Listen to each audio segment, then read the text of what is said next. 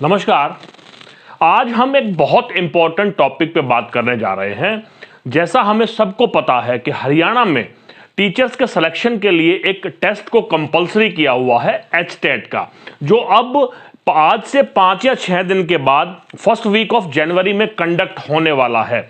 अगर आप मेरे साथ अगले 10 मिनट तक बने रहे तो मैं आप लोगों के साथ वो चीज साझा करना चाहता हूं जो ये एश्योर करेगा कि आप केवल 5 दिन का अब टारगेट बनाएं। तो मैं एश्योर करता हूं कि आप इस एचटेट को 100% क्लियर कर पाएंगे। उसके लिए हमें एक स्ट्रेटेजी की आवश्यकता होगी, प्लान की आवश्यकता होगी। 2 तरह की प्लानिंग होती है, एग्जाम से पहले और एग्जाम के बीच में, जब एग्जाम चल रहा होता है, शुरू होने से लेकर के आखिर तक। ये 2 प्लानिंग मैं आपके सामने बताने जा रहा हूं कि अब आने वाले 5 दिन तक हम किस तरह से तैयारी करें कि ये एग्जाम जो हमारे बीच में एक बहुत भारी हर्डल बना हुआ है वो क्रैक हो जाए। क्योंकि अब जो पेपर बनता है वो पेपर थोड़ा स्टैंडर्ड का पेपर बनता है। पहले के एवरेज में जो पिछले वर्षों में आया करते थे उसके कंपैरिजन में थोड़ा डिफिकल्टी लेवल उसका इंक्रीज किया है। लेकिन अगर आपने इस प्लानिंग को ध्यान से सुना तो मैं अपने अनुभव के साथ कहता हूं, मैं ये तो नहीं कहूंगा कि मैंने हर एक एग्जाम को क्लियर किया है, लेकिन जो मैक्सिमम एग्जाम मैंने क्लियर किए हैं उन एग्जाम्स में मैंने इन स्ट्रेटेजी को फॉलो किया है और मुझे बहुत बड़े लेवल पर सक्सेस मिली है। देखिए, मैं सबसे पहले डिस्कस करूंगा कि हमारा सिलेबस क्या है। सिलेबस पर एक नजर डालेंगे। 3 एग्जाम होने वाले हैं, लेवल 1, लेवल 2, लेवल 3। लेवल 1 में हम लोग चाइल्ड पेडागोजी के 30 क्वेश्चन पाएंगे, जिसकी जो मार्क्स होंगे वो भी 30 होंगे। सारे के सारे एमसीक्यू आने वाले हैं। एक क्वेश्चन होगा, उसके 4 जवाब होंगे। इस ऑब्जेक्टिव टेस्ट की खास बात होती है कि सवाल भी वही है, जवाब भी वही है। हमें उस जवाब को ढूंढना है जो हमारे सामने है। इसी तरह से हिंदी और इंग्लिश के 30 क्वेश्चन आएंगे, 15 हिंदी लैंग्वेज से, 15 इंग्लिश लैंग्वेज के। इस तरह से ये भी 30 क्वेश्चन होंगे। मैथ्स के 30 सवाल आएंगे, लेवल 1 में 30 मार्क्स के होंगे। इसी तरह से 30 ईवीएस के और 30 मार्क्स के होंगे। जनरल स्टडीज को 3 पार्ट में बाइफरकेट किया गया है। क्वांटिटेटिव एप्टीट्यूड 10 मार्क्स का, रीजनिंग 10 मार्क्स की, और हरियाणा की जीके। अब 1-2 साल से ही हरियाणा की जीके को एचटेट में इंक्लूड किया गया है 10 मार्क्स की। तो इस तरह से ये जनरल स्टडी का पेपर 30 मार्क्स का हो जाता है। 30 ही क्वेश्चन पूछे जाएंगे। इस तरह से जब हम लेवल 1 की बात करते हैं तो 150 क्वेश्चन पूछे जाएंगे, मल्टीपल चॉइस क्वेश्चन, और उसके 150 मार्क्स ही होंगे और हमें उसमें से केवल 90 मार्क्स लेने हैं। और सबसे बड़ी खास बात है कि उसमें कोई भी नेगेटिव मार्किंग नहीं है। इसके बारे में भी हम विस्तार से बात करेंगे। लेवल 2 और 3, जिसको टीजीटी और पीजीटी कहा है, उसका बाइफरकेशन लगभग सेम सा है। चाइल्ड पेडागोजी सेम तरह से 30 क्वेश्चन होंगे 30 मार्क्स के। हिंदी एंड इंग्लिश सेम है, 15 हिंदी 15 इंग्लिश 30 मार्क्स। यहां पर जनरल स्टडीज भी उसी तरह से 3 पार्ट में डिवाइड की गई है। क्वांटिटेटिव एप्टीट्यूड, रीजनिंग और हरियाणा की जीके 10-10 मार्क्स की आएगी। और ये जो सबसे बड़ा पार्ट है सब्जेक्ट का, इसमें से 60 सवाल पूछे जाएंगे, चाहे वो लेवल 1 का क्वेश्चन हो, जो भी आपने फीड किया है, एसएसटी लिया है, साइंस लिया है, जो भी लिया है, उसमें से 60 सवाल किए जाएंगे जो 60 मार्क्स के होंगे। इस तरह से जो ये लेवल 2 और 3 का जो है वो 150 क्वेश्चन होंगे और 150 मार्क्स के ही होंगे। इसमें भी हमें केवल और केवल 90 मार्क्स ऑब्टेन्ड करने हैं। तो ये जो 90 मार्क्स का जो टारगेट है, इसको किस प्रकार से अचीव किया जाए। देखिए, जो विद्यार्थी इसको सुन रहा है, जिसने एचटेट का फॉर्म भरा है, 3 तरह के विद्यार्थी हैं जो कॉन्टिन्यूसली एफर्ट करते आ रहे हैं, लगातार मेहनत कर रहे हैं, बहुत अच्छी प्रिपरेशन उनकी है। दूसरी तरह के वो स्टूडेंट हैं जो उतना रूटीन में नहीं कर पाए, ठीक ठाक सी प्रिपरेशन है और एग्जाम के लिए वो तैयार हो रहे हैं। और तीसरे वो स्टूडेंट हैं टाइम के अभाव में, रोजगार के चक्कर में या किसी और कारणवश, पर्सनल प्रॉब्लम्स की वजह से वो बहुत अच्छी तैयारी नहीं कर पाए। उनके सामने भी एक एचटेट का सवाल खड़ा होता है। देखिए, ये केवल एचटेट का जो क्वेश्चन पेपर है, केवल आपका सेंटर तक जाने और सेंटर से घर तक आने तक ना रह जाए।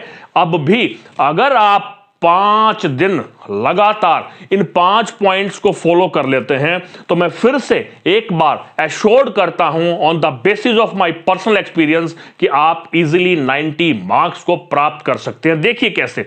सबसे पहला इंपॉर्टेंट पॉइंट है रिवीजन। वो विद्यार्थी जो लगातार तैयारी कर रहे हैं और जो कुछ तैयारी कर रहे हैं उनके लिए ये बहुत मैंडेटरी है कि अब कोई भी नया टॉपिक शुरू ना करें। सबसे पहले जो हमने तैयार किया है, जो नोट्स बनाए हैं, जो जिस्ट तैयार की है, जो छोटे छोटे पॉइंट्स हमने पढ़े हैं, उनमें एक भी मार्क्स नहीं कटना चाहिए। तो 5 दिन में आप उस सारे को स्क्वीज करके रिवीजन कर दें। यह बहुत इंपॉर्टेंट पार्ट है। अगर आपने रिवीजन शुरू नहीं किया तो जो अब तक की लगातार आपने मेहनत की है वो वेस्ट हो जाएगी। नए अगर टॉपिक को टच कर दिया वो इतने दिन में हो नहीं पाएगा, और जो पहले से तैयार टॉपिक है वो भी आपके हाथ से छूट जाएगा। तो जो तैयार है उसको प्रॉपर तरीके से रिवाइज करें, ये फर्स्ट चीज है। और जो सेकंड पार्ट है ये सबसे इंपॉर्टेंट पार्ट है उन तीनों तरह के विद्यार्थियों के लिए। देखिए, जब आप नेट पे जाएंगे या आप किसी बुक शॉप पे जाएंगे तो आपको एचटेट के प्रीवियस क्वेश्चन पेपर्स मिल जाएंगे।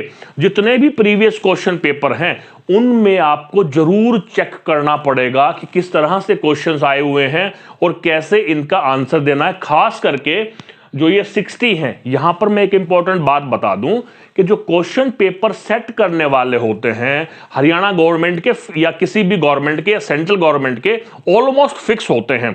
लगातार उनके द्वारा ही कई कई सेट तैयार किए जाते हैं, या 10 ग्रुप है तो 10 सेट कर लिए, 20 ग्रुप है 20 सेट कर लिए, उसमें से रेंडमली एक सिलेक्ट कर दिया जाता है। तो कह सकते हैं कि जो विगत में क्वेश्चन पेपर आए हैं, जो क्वेश्चन सेट किए गए हैं, उन्हीं में से आगे पीछे होकर के वो पेपर बना दिया जाता है।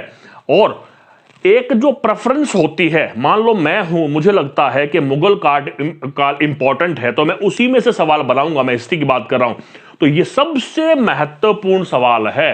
प्रीवियस ईयर क्वेश्चन पेपर आपको करने हैं, चाहे आपने सारी तैयारी कर ली है, चाहे आपने थोड़ी तैयारी की है, और अगर आपकी बिल्कुल भी तैयारी नहीं है तो किसी टॉपिक को टच करने की जरूरत नहीं है। आप प्रीवियस क्वेश्चन पेपर उठाएं, जितने मैक्सिमम कर सकते हैं। की टू सक्सेस मैं बताऊंगा उसको कैसे करना है। देखिए, मैं आपको 2 सब्जेक्ट का एग्जांपल दूंगा, एक हिस्ट्री का जो मेरा अपना सब्जेक्ट है और एक हिंदी का। देखिए, आपको मान लो कोई क्वेश्चन मिलता है कि इन दिए गए हड़प्पा स्थलों में से कौन सा स्थल हरियाणा में है, तो आपको क्या मिलेगा?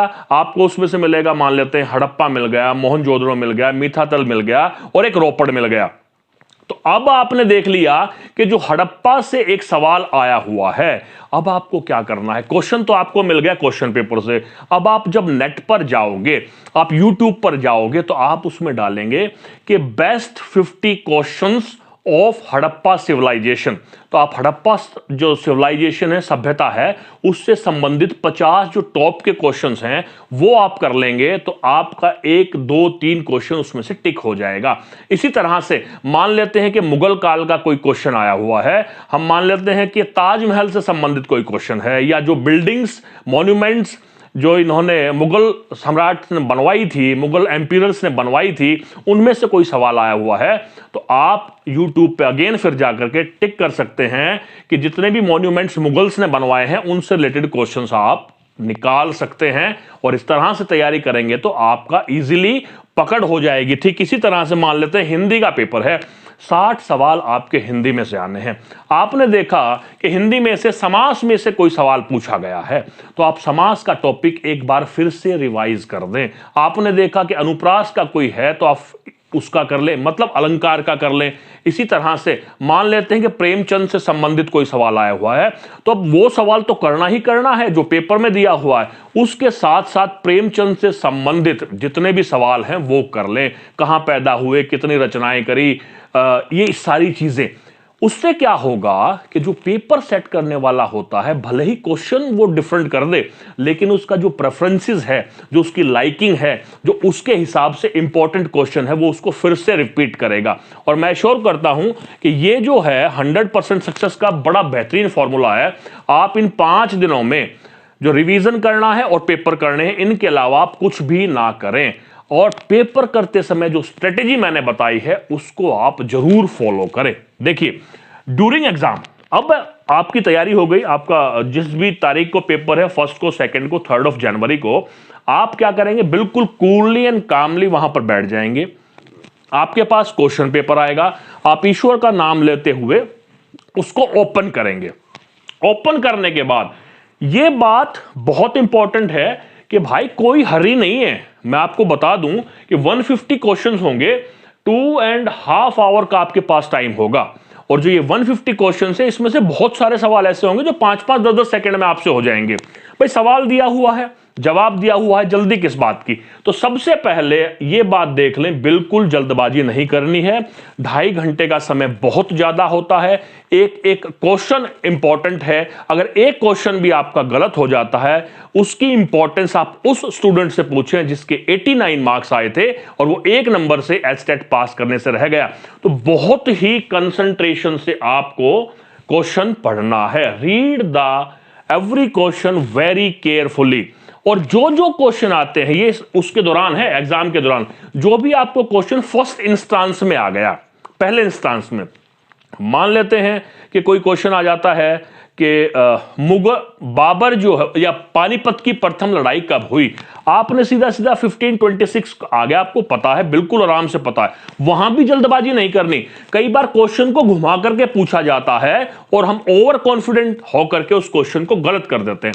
आपने उसको टिक कर लिया बड़े ध्यान से देखते हुए, यस दिस इज ओके। फिर आप नेक्स्ट में चले, जो भी क्वेश्चन नहीं आता है उस पर अभी दिमाग नहीं लगाना है। आप जो जो क्वेश्चन फर्स्ट इंस्टांस में पहली झड़प में आपसे हो रहे हैं, आप वो करते जाएंगे। तो एक आपका रिवाइज हो जाएगा, 150 क्वेश्चन एक बार आपकी आंखों से निकल जाएंगे। और आप टाइम भी देखेंगे तो हार्डली 15 to 30 मिनट आपको लगेंगे इस तरह से रिवाइज करने में। जो क्वेश्चन आता है उस पर हल्का सा टिक कर लिया, क्वेश्चन बुकलेट पर ही, राइट। अब दूसरा काम क्या करना है, अब आपने कर लिया, 150 में से निकल गए, जितने भी आपको 60, 70, 80 जो भी आपको है, 90 है तो 90 वो टिक कर चुके हैं आप। दूसरा काम क्या करना है कि अब सिर्फ उन्हीं क्वेश्चंस को देखना है जिस पर आपने टिक किया हुआ है कि ये मुझे आता है और ये इसका आंसर, टिक पहले कर लिया। अब उसको एक बार फिर से देखना है कि वो गलत ना हो जाए, क्योंकि जब आता हुआ सवाल गलत हो जाता है तो बाद में उसका बहुत ज्यादा अफसोस होता है। मैं फिर से एक बात को रिवाइज कर दूं कि उस 1 मार्क्स की इंपॉर्टेंस उस स्टूडेंट से पूछिए जिसका 1 मार्क्स से पेपर रह जाता है। 89 मार्क्स, बहुत सारे स्टूडेंट होते हैं। तो आपको सेकेंड राउंड में सिर्फ उन्हीं क्वेश्चंस को देखना है जो आपने टिक किए हुए, जिनके आंसर आप टिक कर चुके हैं। और जैसे जैसे आप टिक करते जाएंगे उसके बाद उन आंसर्स को, चाहे 50 है, 60 है, 90 है, OMR शीट में भर दें। उनको हो सकता है बाद में आपको टाइम का अभाव हो, हमें 150 के 150 क्वेश्चन करके आने हैं, क्योंकि कोई नेगेटिव मार्किंग नहीं है। This also very important part, no negative marking. आपको वो सभी क्वेश्चंस OMR शीट में भर देने हैं। ओके, हमारे जो क्वेश्चन हमें आते थे वो हमने कर दिया। अब उसके बाद दोबारा से नंबर 1 से शुरू करना है। मान लेते हैं कि आपने क्वेश्चन नंबर 1 को ठीक किया हो, जो आपको आता है, लीव इट, सेकंड पे आते हैं। अब सेकंड क्वेश्चन आपको नहीं आता है, वहां पर आपकी ट्रिक काम करेगी, रीजनिंग काम करेगी। आप बहुत ध्यान से उसको पढ़ेंगे, क्योंकि आप लगातार पढ़ाई कर रहे हैं, इतने एजुकेशन लेकर के आप आए हैं। तो आप उसको अगर ध्यान से पढ़ेंगे तो उस स्थिति में पहुंच जाएंगे कि 50-50 हो जाएगा। यहां पर फिर से मैं हड़प्पा का एग्जाम्पल आपको दे देता हूं। उसी एग्जाम्पल को लेता हूं कि निम्नलिखित में से कौन सा हड़प्पा स्थल पाकिस्तान में है। अब आपने देख लिया, 4 ऑप्शन दे रखे हैं आपको, बनवाली है, मीठातड़ है, आपका रोपड़ है और हड़प्पा दे रखा है। तो आपने ध्यान से, मान लो आपको हड़प्पा का नहीं पता है, लेकिन आपको ये 3 पता है बाकी के, कि भाई ये रोपड़ यहां पर है और ये बनवाली हरियाणा में है, इस तरह से, तो आपका ऑटोमेटिकली क्लियर हो जाए ये पाकिस्तान में नहीं है, तो ये आपका आंसर हो गया। या कुछ क्वेश्चंस ऐसे होंगे जो 50-50 पे आ जाएंगे, तो आप जो आइडिया लगाएंगे उसमें आपको बहुत ज्यादा हेल्प मिल जाएगी। तो दूसरी बार जब आप क्वेश्चन पढ़ेंगे उसको बहुत ध्यान से पढ़ना है, और 50-50 भी ना हो तो उसको फिर ड्रॉप कर देना है। बाद में आपके इसी दौरान में जब 3rd, 4th रिवीजन आपका चल रहा होगा, आप क्वेश्चन पेपर में से निकल रहे होंगे, तो आपके सामने रीजनिंग के और जो मैथ्स के क्वेश्चन हैं वो आएंगे। जब आप पहला क्वेश्चन कर रहे हैं, पहला पार्ट कर रहे हैं फर्स्ट ड्यूरिंग एग्जाम का, तो उस समय कुछ रीजनिंग के क्वेश्चन ऐसे होंगे जो क्लिक हो जाएंगे, जैसे जो अल्फाबेटिक के आते हैं कि ए के बाद बी स्किप कर दिया, सी आ गया, ए सी, इस तरह से कुछ और दे रखा, तो वो एक फर्स्ट इंस्टांस में क्लिक हो जाता है, उनको कर दिया। और जिन पे माइंड लगता है कि एक आदमी गया, वो राइट में मुड़ा, 7 किलोमीटर चला, उसके बाद लेफ्ट में चला, उसके लिए थोड़ा टाइम बाद में, ये टाइम है वहां पर जब हम लास्ट रिवीजन कर रहे हैं, उस समय हम उस क्वेश्चन को करेंगे। फिर भी अगर उसको उस पर टाइम लग रहा है तो फिर ड्रॉप करेंगे और पूरा का पूरा उस पेपर को करते हुए निकल जाएंगे। तो आप देखेंगे, फिर से एक बार आप काउंट भी कर सकते हो कि आपका कितना हो गया, कि अब आप चांस लेने की स्थिति में कितना है। अगर आपको लगता है कि आपके 70-80 तो श्योर्ड हैं और 40 एक क्वेश्चन आपने ऐसे कर दिए हैं कि 130 के राउंड आप अटेम्प्ट कर चुके हैं, 20 क्वेश्चन रहते हैं, उसको आप एक ही सीरीज में भी क्लिक कर देंगे, एक ही सीरीज में, या फिर भी उस पर रीजनिंग लगा सकते हैं और ज्यादा गहरे में जाकर के। और मैं एश्योर करता हूं एग्जाम के दौरान हमारा जो माइंड है, जितने भी आंसर्स या क्वेश्चंस हमने या जो रिवीजन किया होता है, जो बुक्स पढ़ी होती हैं, हमारा माइंड उन सबको इकट्ठा करके वहां पर सेंट्रलाइज कर देता है, वहां पर कंसंट्रेशन हमारी हो जाती है और सही जवाब निकल करके आ जाता है। और अंत में अगर आप लोगों ने बिफोर इस पे फोकस करना है, बिफोर एग्जामिनेशन, अब ये समय आ गया है, 5 दिन 90 मार्क्स एस्टेट आपका, before exam, during exam, 2 strategy हैं। अगर आपको लगे कि आपको इनको सुनना चाहिए तो आप सुन सकते हैं, किसी को शेयर करना चाहें तो आप शेयर कर सकते हैं। नमस्कार, जय हिंद, जय भारत।